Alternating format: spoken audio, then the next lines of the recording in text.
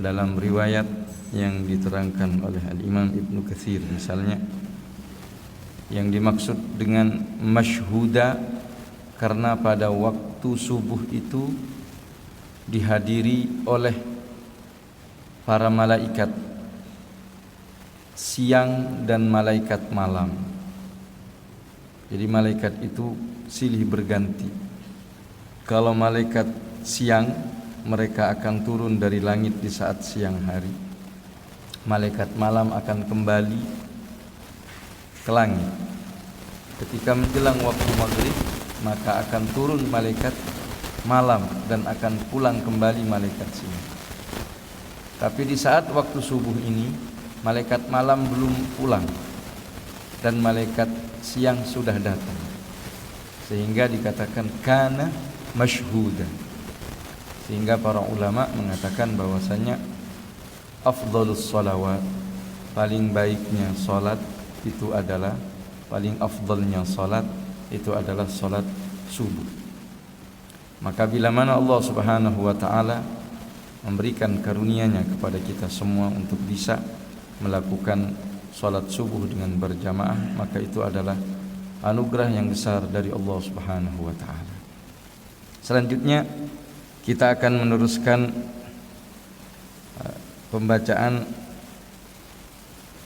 kitab Arba'in An-Nawawiyah, di mana di dalam kesempatan ini kita sampai kepada hadis yang ke-28.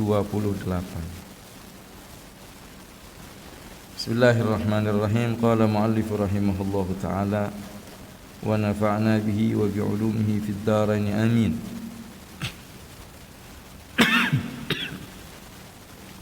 An Abi Nujah Al-Urbad bin Sariyah radhiyallahu anhu qala wa'adana Rasulullah sallallahu alaihi wa alihi wa sahbihi wa sallam maw'idatan balighatan wajilat minha al-qulub wa dharafat minha al-uyun faqulna ya Rasulullah ka'annaha maw'idatu muwadda fa'awsina qala usikum bitaqwallah والسمع والطاعة وإن تأمر عليكم عبد حبشي فإنه من يعش منكم فسيرى اختلافا كثيرا فعليكم بسنتي وسنة الخلفاء الراشدين المهديين عضوا عليها بالنواجذ وإياكم ومحدثات الأمور فإن كل محدثة بدعة wa kullu bid'atin dhalalah. Rawahu Abu Dawud At-Tirmidzi wa qala haditsun hasanun sahih. Ini hadis yang ke-28 dari seorang sahabat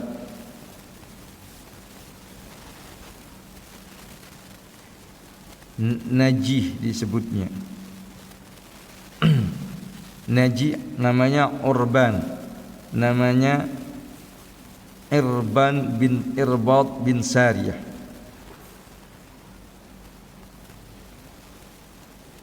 Dari Bani Sulaim As-Sulami, termasuk orang-orang yang masuk Islam dari dulu. Bahkan dikatakan termasuk 4 orang dari orang-orang pertama masuk Islam, dan beliau termasuk Ahlus Suffah. Seperti yang pernah kita terangkan, ada sekitar 70 orang yang fokus untuk beriktikaf di Masjid Nabawi. Di antaranya sahabat yang bernama Abi Najih ini, atau Arbad bin Sariyah.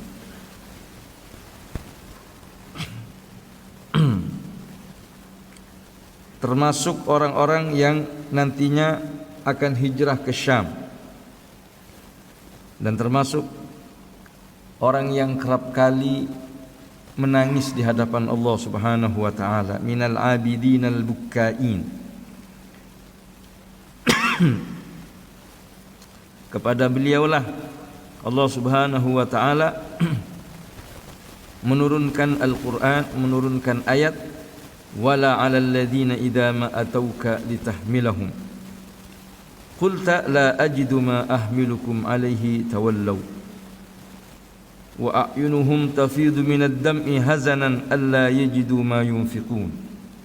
Jadi ketika ada keterangan serta anjuran orang-orang yang berinfak di jalan Allah Subhanahu wa taala pada perang Tabuk saat itu, maka sahabat ini Arbad bin Sariyah ini sedih karena tidak ada sesuatu yang dapat dia infakkan di jalan Allah Subhanahu wa taala. Maka sejak saat itu Allah Subhanahu wa taala menurunkan Al-Qur'an yang menerangkan bahwasannya tidak usah bersedih karena sesungguhnya keinginanmu dapat mengantarkan engkau mendapatkan pahala itu. Termasuk orang-orang yang rindu kepada Allah Subhanahu wa taala. Sampai-sampai ketika beliau sudah memasuki usia senja, sudah mulai tua, beliau sering berdoa, Allahumma kabura sinni wa wahana 'azmi faqbidni ilaik. Ya Allah, umurku telah tua, tenagaku telah lemah, maka cabutlah diriku kepadamu. Dan beliau banyak meriwayatkan hadis. Di antaranya ada sekitar 31 hadis. Di antaranya yang paling terkenal adalah hadis ini. Bahkan hadis ini di sebagian menurut sebagian sahabat-sahabat kita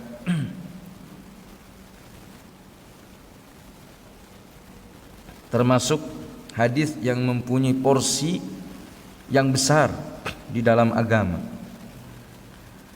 Isi hadisnya, wa'adhana Rasulullah sallallahu alaihi wasallam.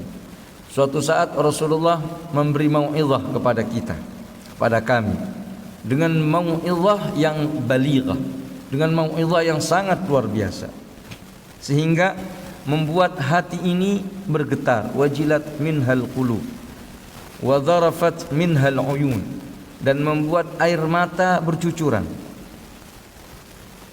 Fakulna, maka saya berkata kepada Rasulullah, ya Rasulullah, seakan-akan ini adalah sebuah mau'izah perpisahan.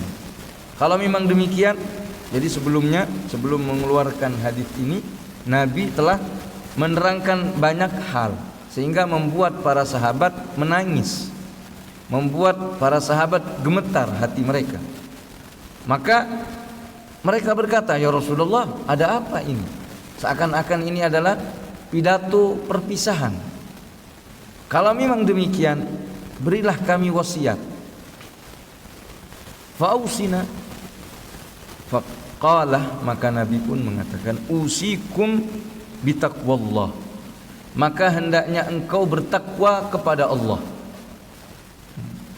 Jadi memang wasiyatu Rabbul Alamin, wasiyatu al-awwalin wal akhirin, wasiatnya Allah, wasiatnya para nabi-nabi terdahulu itu adalah takwa kepada Allah Subhanahu wa taala.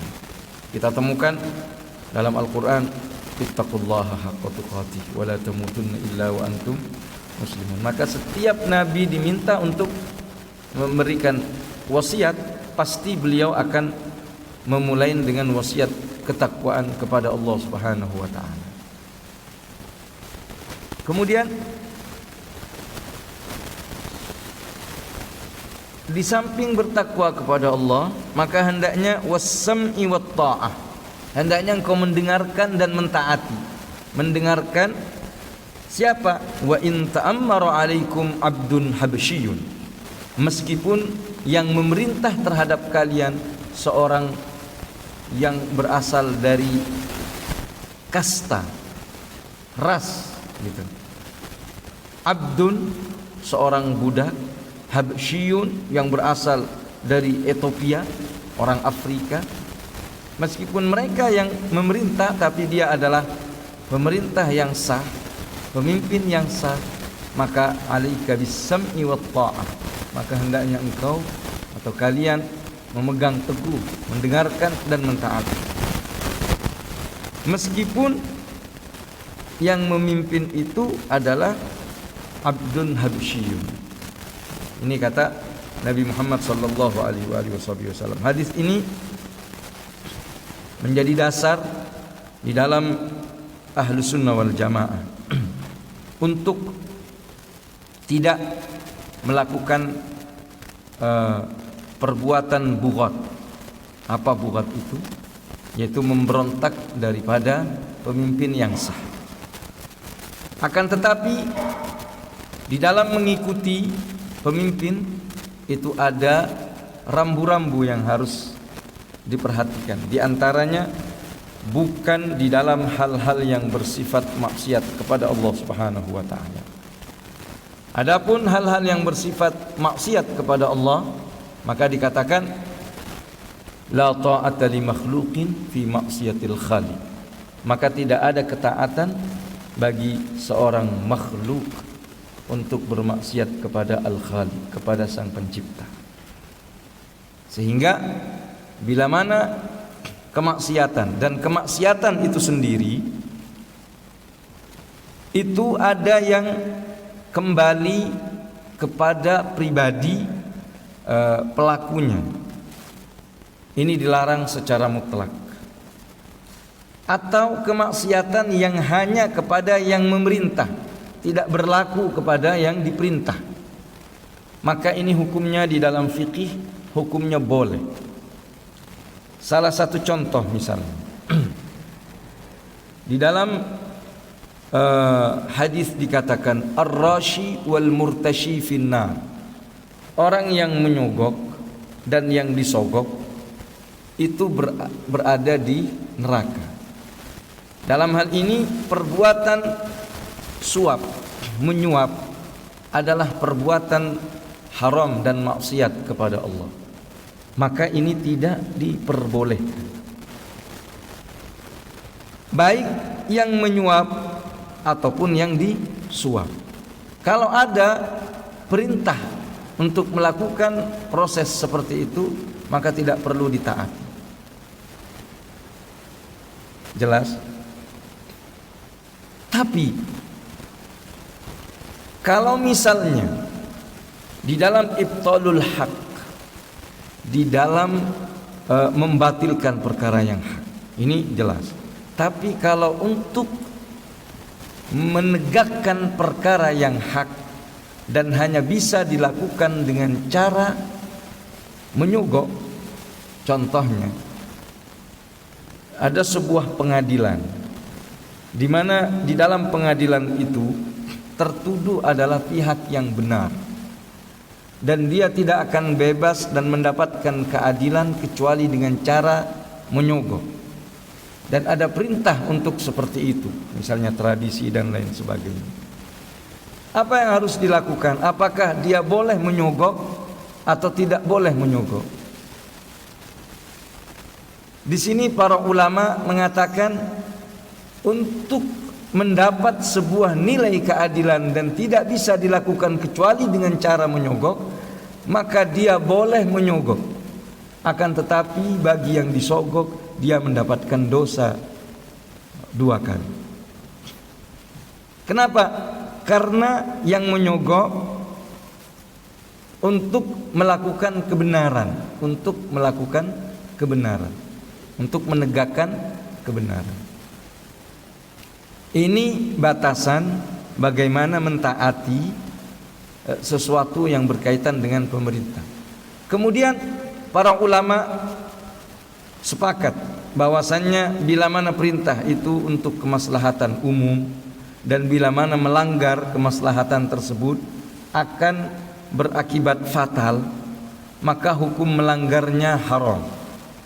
Salah satu contoh misalnya melanggar rambu-rambu lalu lintas, di mana dikatakan tasarruful imam 'ala ar-ra'iyah manutun bil maslahah. Tasarrufnya imam terhadap rakyat itu tergantung kemaslahatan. Maka di saat ada maslahah di situ, Misalnya ada rambu-rambu lalu lintas, bila mana tidak dilaksanakan maka akan berakibat fatal dan merusak orang banyak. Artinya kemaslahatan orang banyak. Ini mutlak harus ditaatin. Jadi melanggar lampu merah hukumnya apa dalam agama? Haram. Kenapa? Karena melanggar perintah hakim yang sah atau pemerintah yang sah. Padahal Allah mengatakan atiullaha wa atiur rasul wa ulil amri minkum wa alaikum bis-sam'i wat ta'ah wa in ta'ammara alaikum abdun habsyiyun. Ini hadisnya. Dan masih banyak nanti. Kemudian ada perintah yang perintah itu tidak ada kaitannya dengan kemaslahatan umum, tidak pula ada kaitan dengan orang yang pelakunya yang mendapatkan perintah, nggak ada kaitannya, tapi hanya untuk kepentingan yang memerintah. Bagaimana yang demikian ini? Yang demikian itu asalkan tidak terang-terangan dan tidak diketahui oleh yang memerintah, maka boleh dilanggar, tidak ditaatin. Contohnya seperti apa? Contohnya adalah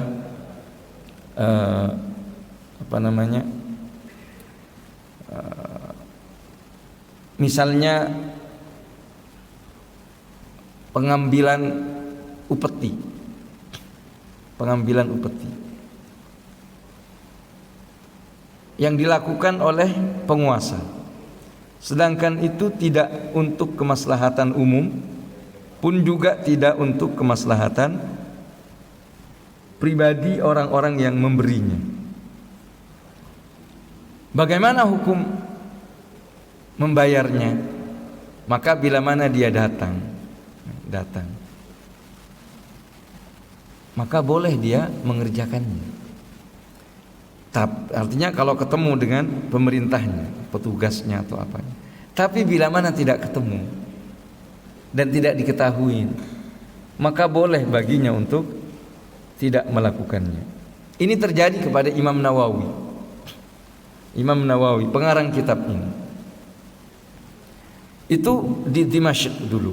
Imam Nawawi itu pindah dari Nawa ke Dimashq, ke Damaskus kalau sekarang.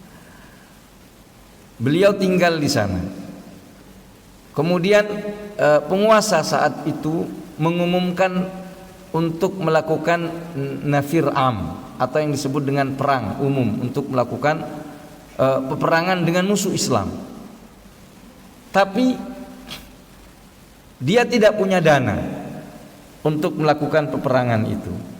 Maka diambillah dana dari kaum muslimin, dikumpulkan. Karena ini peperangan suci dianggapnya adalah untuk kepentingan kaum muslimin, maka banyak ulama yang memfatwakan dan mengikuti kemauan daripada penguasa saat itu. Tapi tidak dengan Imam Nawawi. Imam Nawawi enggak mau, karena beliau menganggap ini adalah pekerjaan haram. Sedangkan kaidahnya la ta'ata li makhluqin fi maksiatil khaliq. Tidak ada ketaatan bagi seorang makhluk untuk bermaksiat kepada Khaliq. Akhirnya murka, dipanggillah Imam Nawawi.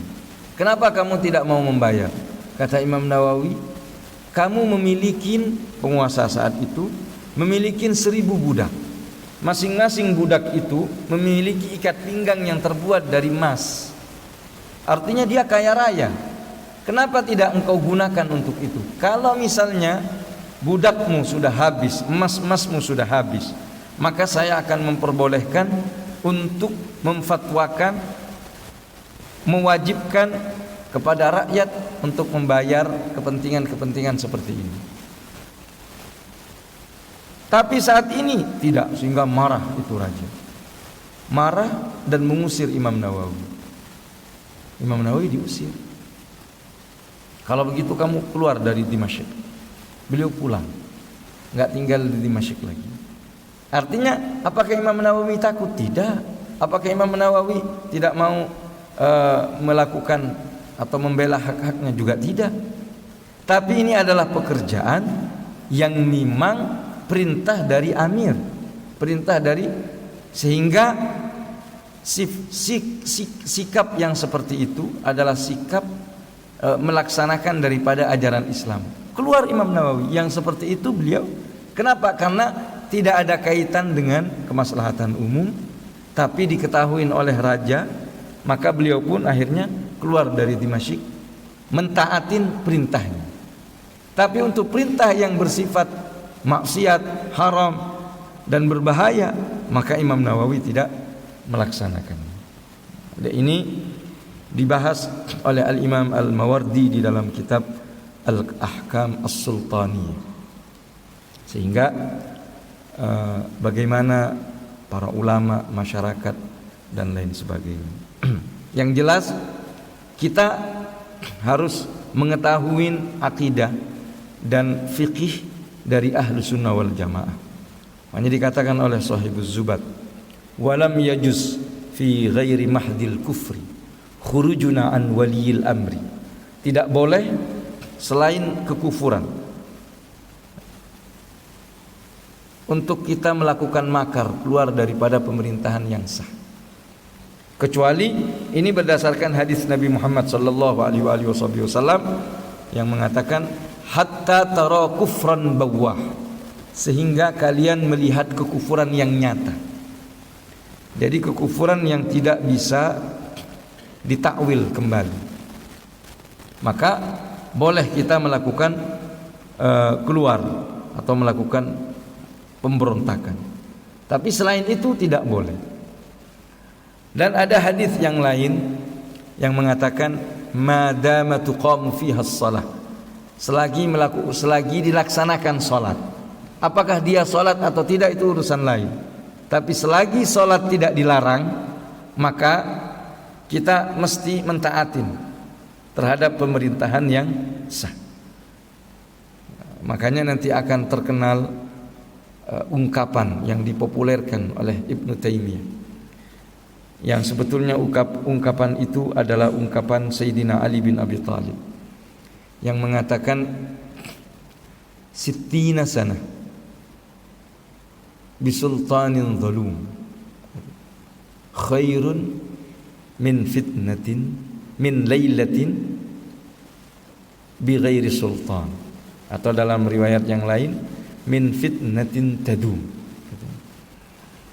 60 tahun dipimpin oleh seorang pemimpin yang zalim itu lebih baik dibandingkan dengan satu malam tanpa adanya seorang pemimpin. Kenapa?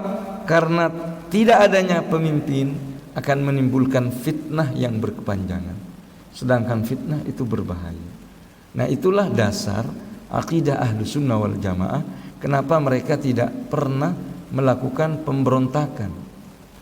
Makanya di masa para tabi'in itu terjadi ikhtilaf besar ketika Hajjaj bin Yusuf atas pemerintah Bani Umayyah itu menjadi penguasa di Irak.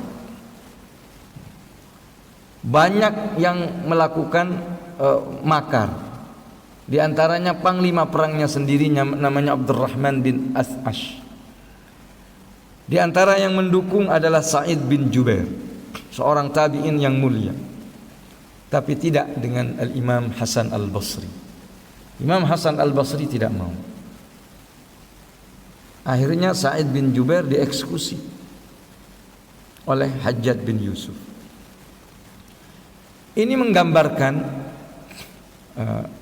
ajaran ahlu sunnah wal jamaah dari masa ke masa. Maka kita temukan bagaimana kezaliman yang dilakukan oleh Bani Umayyah. Bani Umayyah itu mulai dari perpindahan dari Muawiyah bin Abi Sufyan kepada putranya Yazid bin Muawiyah misalnya. Yazid bagaimana? Dia itu khamar, kata ulama, minum-minuman khamr. Bahkan kadangkala tarakus salah, meninggalkan salat. Tapi saat itu banyak ulama yang hidup, tapi tidak ada melakukan pemberontakan. Setelah Yazid nanti ada lagi dan parah. Masuk lagi dinasti Abbasiyah. Wah. Al-Imam Suyuti di dalam kitab Tarikhul Khulafa itu menerangkan bagaimana kondisi kekuasaan. Ya memang pada dasarnya yang namanya kekuasaan dan politik itu penuh dengan intrik-intrik dan hanya mementingkan kepentingan-kepentingan sesaat. Itu sudah sunnatullah sampai nanti di masa Khulafaur Rasyidin. Artinya keindahan pemimpin yang beragama, yang ideal itu selesai di masa Khulafaur Rasyidin. Imam Bukhari meriwayatkan sebuah hadis yang mengatakan al-khulafa'u min ba'di 30 ama. Jadi khilafah setelahku itu 30 tahun. Wa ya'ti ba'dahu mulkul 'adl. Setelah itu akan datang para penguasa-penguasa yang diktator. Itu riwayat Imam Bukhari, Imam Muslim. Terus bagaimana sikap para ulama? Ada Imam Malik, ada Imam Abu Hanifah sebelumnya. Imam Malik, Imam Syafi'i tidak menganjurkan untuk melakukan bughah atau makar. Mereka bersabar. Terus dari masa ke masa seperti itu. Sampai saat kita ini. Makanya tidak kita temukan di dalam sejarah Ahlus Sunnah wal Jamaah para ulama yang melakukan peperangan dengan pemimpinnya sendiri. Adapun menasehati itu kewajiban. Mendoakan itu adalah kewajiban. Tapi untuk melakukan makar, kenapa? Karena akan menimbulkan fitnah yang lebih besar nantinya. Kalau sudah chaos, kalau sudah terjadi keributan, apa yang akan terjadi? Pertumpahan darah, ini itu banyak yang dikorbankan. Padahal kadangkala kita ingin menegakkan hal-hal yang baik, melakukan dakwah, tapi kadangkala dakwahnya kontradiksi dengan dakwah itu sendiri yang ingin menciptakan kedamaian, menciptakan ketenangan, membangun peradaban. Akhirnya tidak tercapai. Di saat apa? Di saat kita berhadap-hadapan dengan penguasa yang sah. Ini ajaran Ahlus Sunnah wal Jamaah di dalam kitab-kitab fikih kita temukan seperti itu. Sampai pada akhirnya belakangan ini mulai ada pemikiran-pemikiran yang keluar daripada jalur madzhabul arba'ah, dari jalur-jalur pemikiran yang bersanad, maka mulailah ada pemikiran yang berdasarkan dengan ijtihad yang begitu dangkal. Contohnya misalnya ketika Allah Subhanahu wa taala memfirmankan dalam Al-Qur'an, "Faman lam yahkum bima anzalallah faulaika humul kafirun." Siapa yang tidak menghukumin dengan hukum Allah, maka dia kafir. Maka setiap hukum yang produknya bukan berdasarkan daripada hukum Islam, maka adalah kufur. Itu kan? Artinya terlalu simpel begitu. Berarti setiap yang mendukungnya, yang mengikutinya, berada di dalam negeri itu. Misalnya pakai hukum undang-undang dasar atau Pancasila, maka masuk dalam kategori al-kufur. Setiap kufur itu halal darahnya. Setiap kufur itu boleh diperangi, namanya kufur. Ijtihad yang semacam ini menimbulkan fitnah yang luar biasa. Timbulnya ISIS itu dari pemahaman yang seperti ini. Sebelumnya tidak ada. Para ulama ahli tafsir mulai daripada Ibnu Abbas sampai di masa tabi'in Al-Imam Alusi, At-Tabari, kemudian sampai ulama-ulama kontemporer yang masih berpegang teguh dengan metodologi penafsiran Al-Quran dan ijtihad yang dibangun oleh para ulama, itu tidak mengartikan kufur dalam firman Allah faulaika humul kafirun dengan istilah kufur bawah. Tapi misalnya Ibnu Abbas dari Mujahid Mujahid ini tabi'in. Beliau banyak mengambil daripada tafsir Ibnu Abbas. Dikatakan al-kufru duna kufrin. Jadi tidak sampai dalam batasan kufur kharij anil millah. Karena kufur itu juga sifatnya banyak.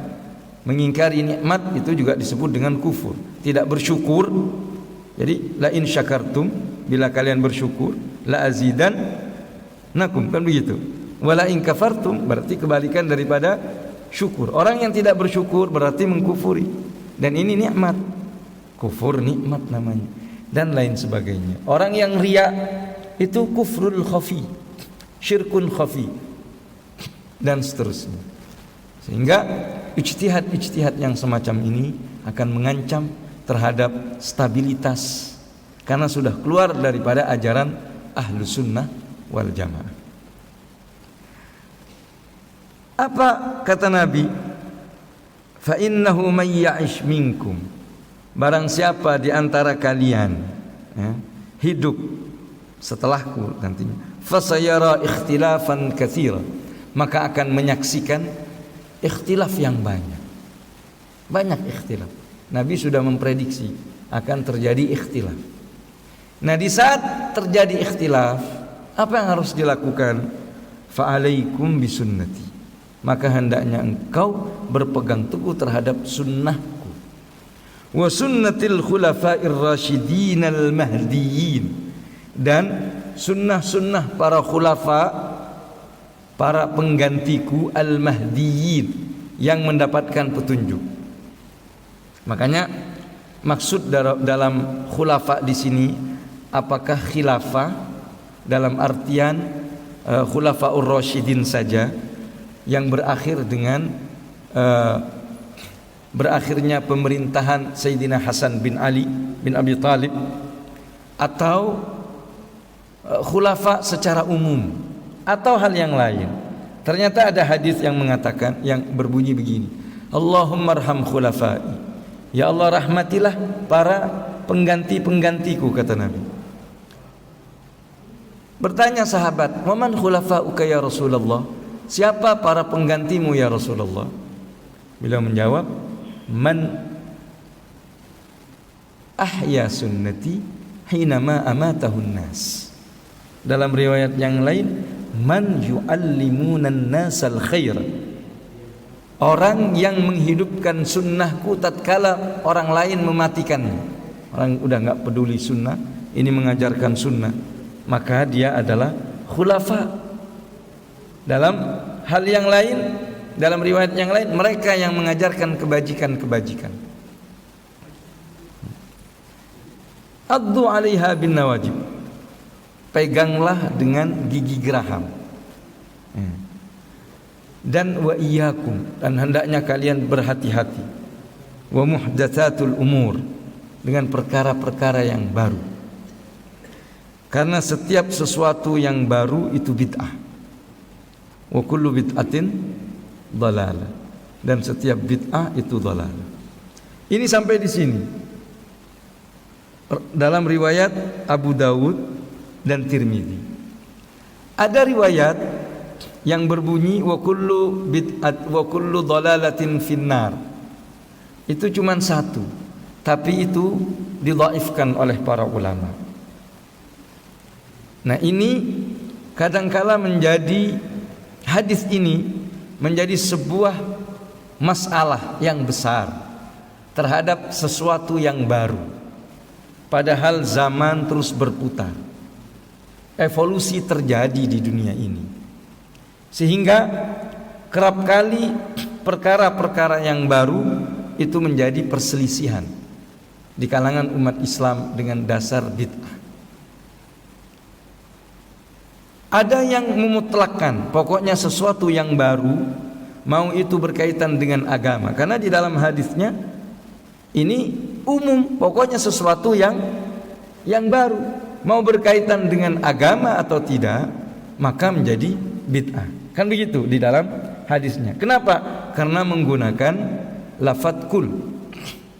Lafadz kul itu dalam kaidah bahasa Arab yufidul istighraq, dapat membuat semuanya begitu. Akan tetapi nanti kul sampai-sampai Imam As-Subki itu punya karangan secara khusus. Bima fihi minal kul tadul, katanya ada sebuah kitab menerangkan tentang makna kullu itu bagaimana pengertiannya.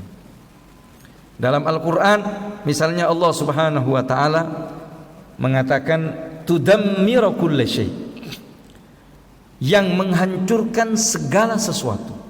Jadi menerangkan tentang bahtran Nuh. Banjir Nabi Nuh saat di zaman Nabi Nuh. Itu syai' umum, kul umum juga. Tudammir menghancurkan segala sesuatu. Apakah saat itu segala sesuatu hancur? Gunung? Kagak. Langit? Kagak. Termasuk bahtera Nabi Nuh juga tidak hancur. Padahal artinya tidak semua yang dimulai dengan kul itu berarti umum pokoknya. Ini perlu jeli di dalam memahami bahasa Arab. Tayyib. Ini hadis sebetulnya serupa tentang masalah bid'ah dan sunnah. Artinya kita tidak akan tahu apa itu bid'ah kalau kita tidak faham apa itu sunnah. Ini hadis Nabi mengatakan alaikum bisunnati, berarti sunnah terlebih dahulu, iya kan? Kebalikan dari sunnah berarti adalah bid'ah. Baik. Kemudian ada hadis yang mengatakan man sanna fil Islam sunnatan hasanah.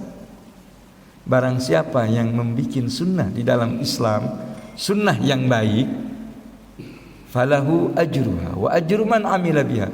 Dia mendapatkan pahala dan pahala orang yang mengerjakannya. Kemudian wa man sanna fil Islam sunnatan sayyi'ah, pakai kata sunnah juga. Kebalikannya ini sunnah hasanah, yang ini sunnah sayyi'ah, sunnah yang jelek. Faham? Ini dua hadis, hadis ini dan hadis tadi. Kemudian bagaimana ulama menentukan ini sunnah dan ini bukan? Riwayat yang diriwayatkan oleh Sayyidah Aisyah dalam riwayat Imam Muslim yang juga diterangkan di awal-awal oleh Imam Nawawi yang mengatakan man ahdatsa fi amrina hadza ma laysa minhu fahuwa raddun. Sesuatu yang baru yang tidak masuk di dalam ruang lingkup ma laysa minhu, yang keluar darinya, fahuwa raddun, maka itu tertolak. Nah, sekarang kita mesti memahami apa itu bid'ah, apa itu sunnah dari sisi bahasa. Ini perlu kita jelaskan secara detail biar tidak terjadi, karena nanti ulama ikhtilaf besar dalam masalah ini dan menjadi masalah sampai hari ini di kalangan kaum muslimin. Sehingga kita perlu untuk memahami dengan seksama masalah ini. As-sunnah wal bid'ah. Tayyib. Sunnah maknanya apa? Sunnah kalau kita lihat di dalam bahasa Arab, sunnah kalau menurut ulama fikih, sunnah itu adalah sesuatu yang bila mana dikerjakan mendapatkan pahala, ditinggalkan tidak mendapatkan siksa, kan begitu? Ma yusabu ala fi'lihi wala yu'aqabu ala tarkihi. Kalau menurut ulama usulul fiqh, maka sunnah itu ma talabahu syari' talaban ghaira jazim, sesuatu yang dituntut oleh pemilik syariat tapi tuntutannya tidak wajib, artinya di bawah tuntutan kewajiban. Memang ada tuntutan, anjuran lah begitu. Itu menurut definisi ulama usul. Berbeda menurut ahli hadis. Sunnah itu ma udhifa lin nabi. Sunnah itu setiap sesuatu yang disandarkan kepada nabi. Apa saja? Qaulan, ucapan, wa fi'lan, perbuatan, wa taqriran. Maka ini definisi menurut ulama hadis. Paham ya? Jadi masing-masing dari ulama tergantung bagaimana mengartikan sunnah. Perspektifnya itu perspektif siapa? Kalau perspektifnya ulama fikih ya begini, ulama usul begini, ulama ahli hadis juga begini. Lantas yang dimaksud dengan Nabi, sunnah di sini apa? Makna asal sunnah itu adalah jalan. Dalam hadis dikatakan la tatba'unna sanana man qablakum. Kalian akan mengikuti sunnah-sunnah orang sebelum kalian. Artinya jalan-jalan. Apa? Metode, cara. Ya kan? Walan tajida li sunnatillahi tabdila. Dalam Al-Qur'an Allah mengatakan seperti itu. Kalian tidak akan menemukan sunnah-sunnah Allah, ketetapan jalan yang sudah digariskan oleh Allah Subhanahu wa taala dan seterusnya. Artinya sunnah yang dimaksud dalam hadis ini adalah cara, metode. Berarti kalau metodeku berarti metode Nabi Muhammad sallallahu alaihi wasallam. Sebaliknya yang keluar dari metode itu, jalan itu berarti disebut dengan bid'ah. Jadi seseorang tidak bisa memahami bid'ah kecuali dia memahami sunnah. Faham ya? Baik. Nah, kalau demikian, sunnah Nabi Muhammad itu bagaimana? Sunnah Nabi Muhammad itu ada yang khusus, ada yang umum, ada yang global, ada yang tafsil, ada yang parsial dan seterusnya. Sehingga para ulama menyimpulkan setiap sesuatu yang bertentangan dengan metode, baik yang tersirat ataupun yang tersurat, maka itulah yang disebut dengan bid'ah. Tapi sesuatu yang masih di dalam ruang lingkup syariat, dalam artian itu masih dalam ranah ijtihad yang berdasarkan hadis atau Al-Quran, maka itu tidak keluar daripada ajaran sunnah Nabi Muhammad, meskipun di masa Nabi Muhammad tidak dikenal masalah-masalah itu. Contohnya apa? Contohnya sholat tarawih di masa Nabi Muhammad itu tidak dilakukan dengan cara berjamaah, sampai akhirnya Sayyidina Umar yang membuat tarawih berjamaah.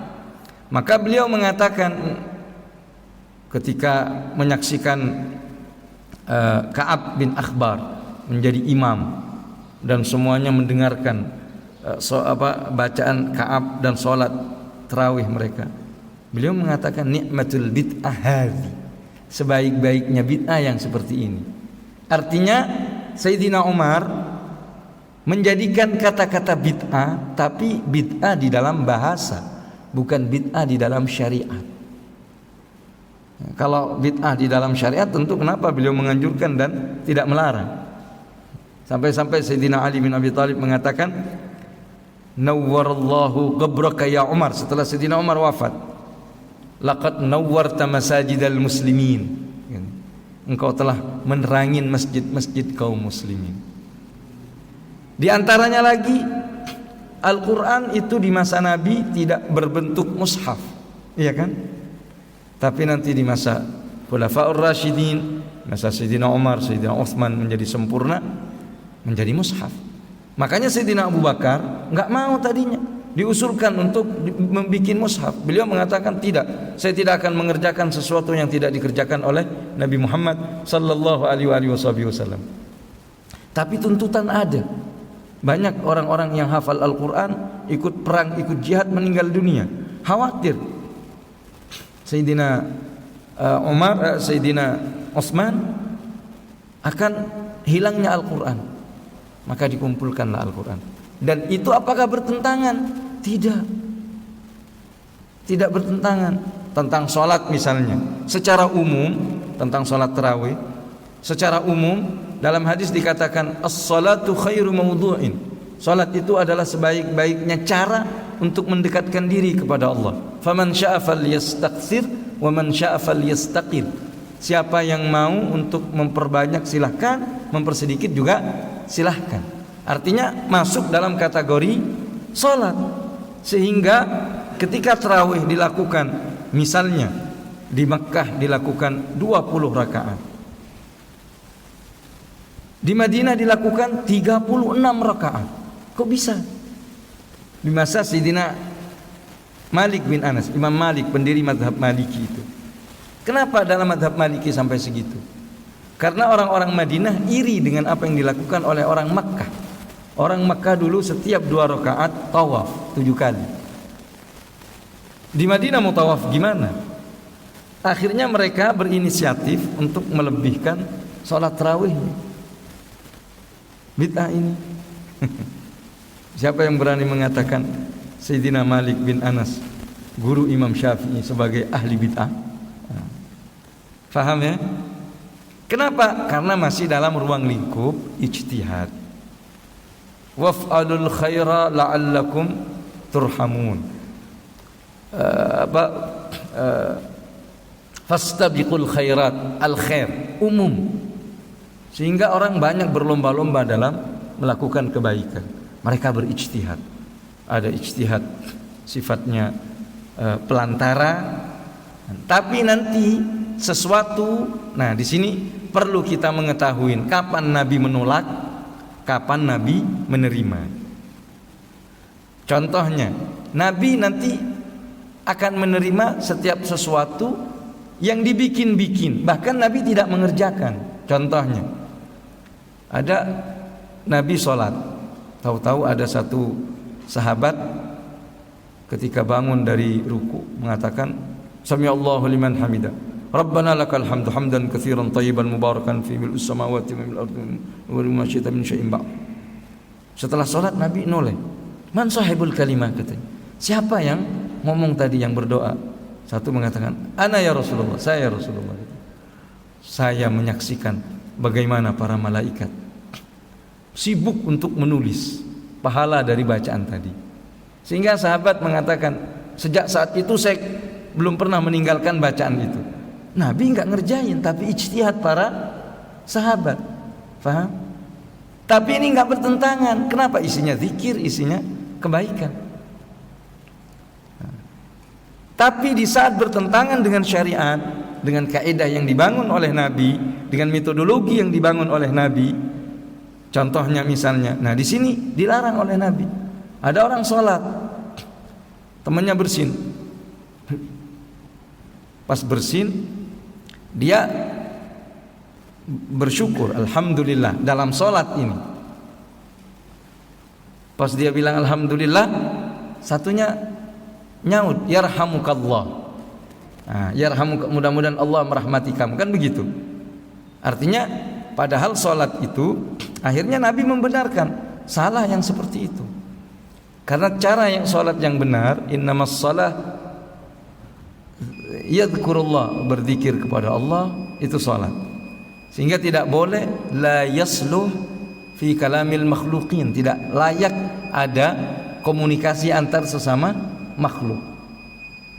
Mudah-mudahan Allah merahmati, batal sholatnya. Ini yang ditegur oleh Nabi. Kenapa? Bertentangan dengan kaidah yang telah dibangun oleh beliau. Paham ya? Contoh lagi, ditolak oleh Nabi. Ada orang pulang dari Persia, menyaksikan bagaimana tata cara orang-orang Persia menghormati para pemimpinnya. Di antaranya dengan sujud. Dia datang niru, datang ketemu Nabi, sujud-sujud juga, ruku sujud. Maka Nabi mengatakan, tidak diperbolehkan seseorang sujud kepada sesama makhluk. Seandainya diperbolehkan seseorang sujud kepada sesama manusia, maka akan saya perintahkan seorang istri sujud kepada suami.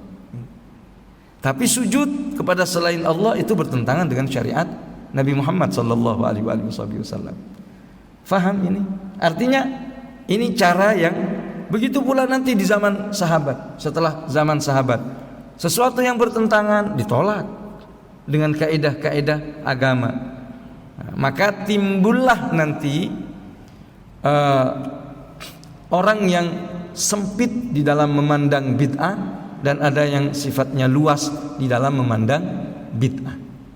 Bahkan orang-orang yang mempunyai pandangan yang sama, kalau yang luas tentu sangat luas pandangannya, perbedaannya tidak signifikan. Tapi kalau yang menganggap bid'ah ini sempit, itu ada beberapa ulama seperti Imam Syatibi dalam kitab Al-Iqtisam, Ibnu Taimiyah juga termasuk orang yang memandang sempit di dalam makna bid'ah, sebagaimana juga muridnya Ibnul Qayyim juga demikian. Taib para pengikutnya, tapi pada akhirnya mereka yang berpandangan sempit di dalam masalah bid'ah ini sendiri, mereka juga tidak bisa lepas dari yang namanya ikhtilaf. Contohnya, para ulama-ulama yang ada di Saudi Arabia misalnya, mereka melarang, mereka memperbolehkan seperti Ibnu Utsaimin, Syekh Saleh Ibnu Utsaimin, Syekh Abdullah bin Baz. Beliau itu termasuk orang yang memperbolehkan untuk menggunakan tasbih subhan. Makanya dijual itu di Saudi. Tapi jangan tanya kepada ulama yang memiliki juga pandangan yang sama tentang bid'ah, tapi dia tidak tinggal di Saudi. Contohnya Syekh Nasiruddin Albani, tinggal di Syam, di Yordan, di Dimashq sebelumnya, kemudian pindah ke Yordan. Beliau mengharamkan bid'ah itu pakai tasbih. Artinya mereka ulama yang berpandangan sempit di dalam masalah bid'ah itu pun sendiri, itu tidak bisa lepas dari yang namanya ikhtilaf. Adapun yang luas dalam mengartikan bid'ah, ya ikhtilaf besar. Contohnya misalnya di masa sahabat, antara sahabat Abdullah bin Umar dan sahabat Abdullah bin Mas'ud. Sahabat Abdullah bin Umar itu tidak menganjurkan untuk tidur setelah adzan subuh, sebagaimana Abdullah bin Mas'ud menganggap itu adalah perkara yang sunnah, antara sunnah dengan larangan. Tapi mereka satu sama lainnya tidak ribut, saling menghormati. Yang ini menganggap bid'ah, yang ini menganggap sunnah, dan ini akan terjadi sepanjang masa. Faham ya? Dan bukan berarti orang yang menurut pandangan kita itu adalah mubtadi', kita vonis sebagai ahli bid'ah dan penghuni neraka. Banyak cerita-cerita yang demikian itu. Banyak para ulama yang satu sama lainnya menganggap ini bid'ah tapi tidak memvonis pelakunya sebagai mubtadi'. Kapan itu? Bila mana berdasarkan ijtihad yang benar.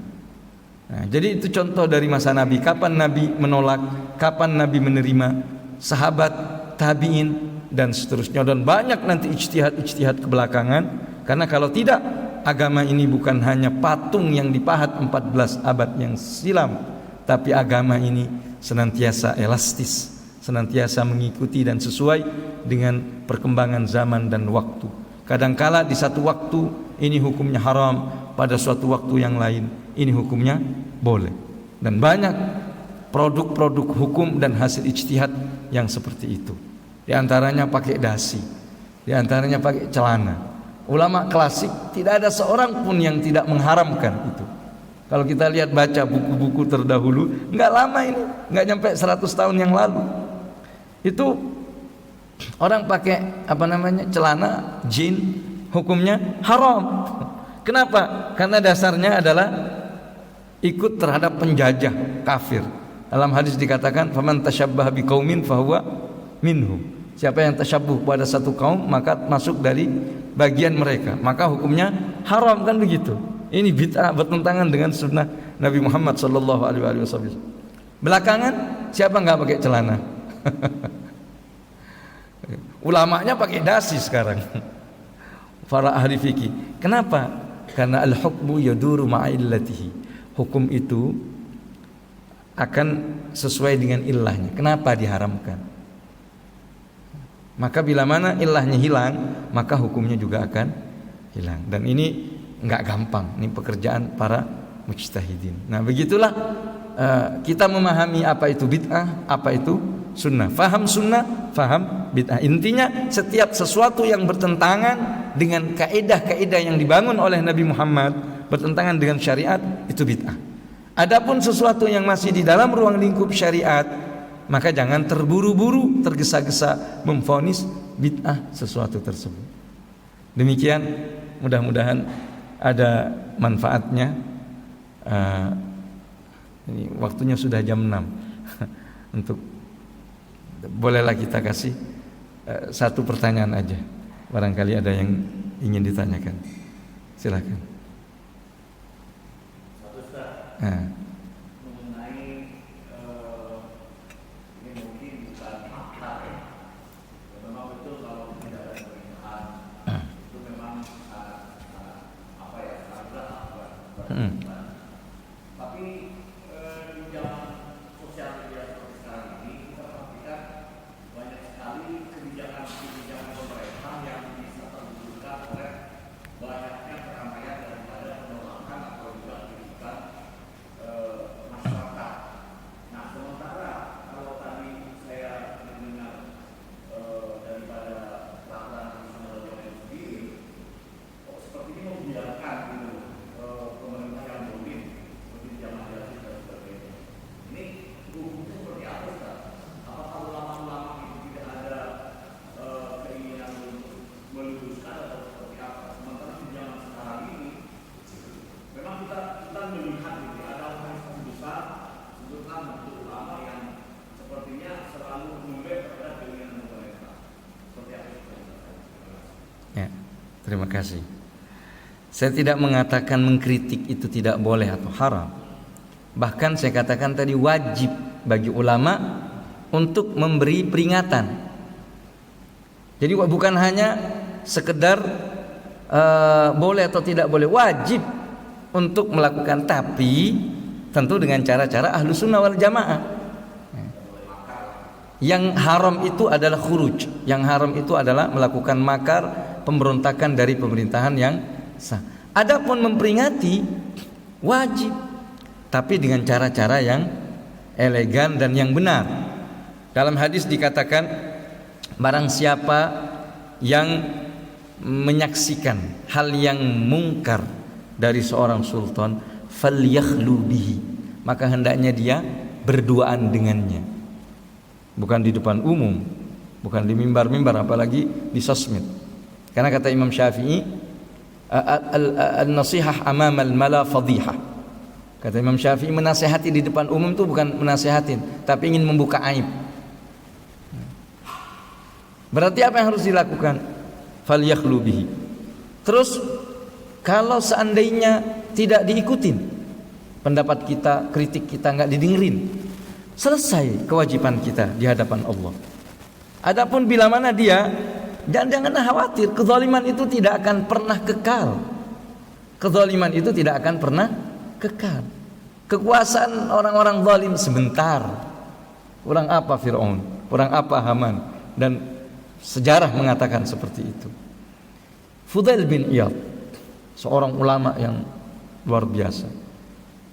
Beliau itu kalau bertemu dengan para khulafa dinasti Abbasiyah, beliau hidup, beliau itu membuat menangis mereka, tapi berduaan dan ngomong terus terang. Tapi di saat di depan umum dipujinya, hal-hal yang baik yang dilakukan oleh penguasa dipujinya. Masya Allah, ini ngerjain ini bikin itu, didoakan. Dan bahkan beliau mengatakan, seandainya saya punya doa yang mustajabah, niscaya akan saya arahkan untuk kemaslahatan dan kepentingan penguasa. Kenapa? Karena penguasa sifatnya akan umum, menjadi kebaikan itu akan lebih manfaat lebih banyak. Ini akhlak dan ajaran ahlu sunnah wal jamaah, bukan malah membuat keributan. Jadi ada kesalahan. Saya kasus contoh ini yang saya saksikan sendiri di Indonesia ini, di Jakarta. Dulu pernah di zaman Pak SBY ada kejadian Ahmadiyah, ingat gak? Allah yarham teman kami dan senior kami Habib Mundir bin Fuad Al-Musawa saat itu. Karena banyak ulama-ulama di Jakarta ini turun ke jalan melakukan demonstrasi yang apa namanya? Mungkin ini selesai di sini aja cerita ini. Udah ribut saat itu, termasuk saya pribadi yang menuntut untuk keras. Ini kalau dibiarkan aliran sesat ini merusak Indonesia. Saya ribut sama beliau.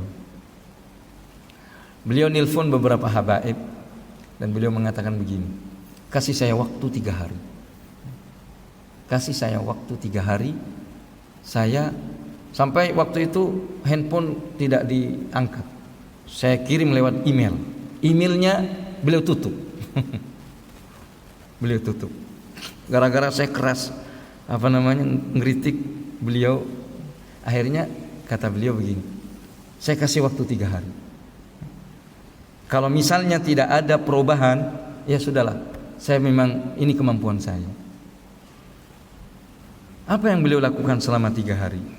Pertama, beliau banyak bermunajah kepada Allah, berdoa untuk kebaikan bangsa, kebaikan umat Islam, pemerintahnya, rakyatnya. Beliau qiyamul lail. Yang kedua, beliau melakukan lobby, bagaimana bertemu dengan pemegang kebijakan. Sampai pada akhirnya beliau akan diterima oleh Bapak SBY. Diterima oleh SBY saat itu di Istana Negara. Diterima non formal. Beliau minta kepada kita jangan ikut, beliau mau berdua. Kita nganter. Orang menyangka bahwasannya SBY itu tunduk dengan demo yang besar, sehingga keluar SKB 3 menteri itu. Tidak.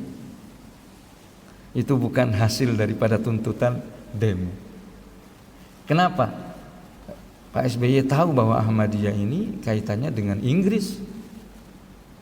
Jadi kalau sudah aliran atau agama, ideologi sudah menjadi sebuah kepentingan sebuah negara, sulit untuk dihapus. Tapi akhirnya apa? SBY-nya keluar nangis dan nganter sampai ke mobil dengan muka yang bengkak, dan Habib Mundir juga menangis. Kita tanya saat itu, apa hasilnya? Beliau diam.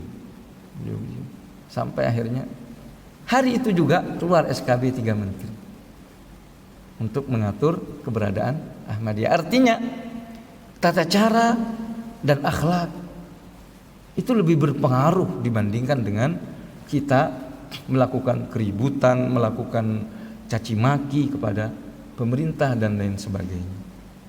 Nah, cuman sayangnya porsi ini saat ini mesti ada orang-orang yang mengerjakannya. Terlepas dia mau mendengarkan ataupun tidak, itu urusan, karena innaka la tahdi man ahbabta walakin Allah yahdi man yasha. Kata Allah kepada Nabi Muhammad, Muhammad, kamu enggak bisa ngasih hidayat kepada orang yang kau sukai. Hidayah itu di tangan Allah. Jadi pemaksaan kita untuk agar dia begini begitu, itu bukan di tangan kekuasaan kita, itu urusan Allah Subhanahu wa taala. Kita hanya sekedar menyampaikan apa yang perlu kita sampaikan, dan yang kita ketahui masalah hidayah itu dari Allah Subhanahu wa taala. Itu akhlak, cara di dalam menasihatin penguasa. Dan ini yang alfa saat ini, yang mesti ada mengisi kekosongan ini. Dan banyak juga para ulama yang mempunyai keinginan seperti itu, dan bahkan sampai menembus ke pemegang kebijakan, antara yang diterima dan juga antara yang tidak diterima. Selagi seperti ini, insya Allah kaum muslimin masih dalam kebaikan. Demikian, mudah-mudahan ada manfaatnya. Mudah-mudahan Allah Subhanahu wa taala membimbing kita semua, menjadikan kita orang-orang yang husnul khatimah, menjadikan kita orang-orang yang berada di jalan yang diridhai oleh Allah Subhanahu wa taala. Mudah-mudahan Allah mengampuni dosa-dosa kita, minal aidin wal faizin. Mudah-mudahan amal ibadah kita selama bulan Ramadan, bulan Syawal ini diterima oleh Allah Subhanahu wa taala. Ala hadhihi an-niyyah wa kullu niyatin salihah jami'ah syamilah min khairatid dunya wal akhirah wa ila hadratin Nabi Muhammadin sallallahu alaihi wa alihi wasallam. Al-Fatihah.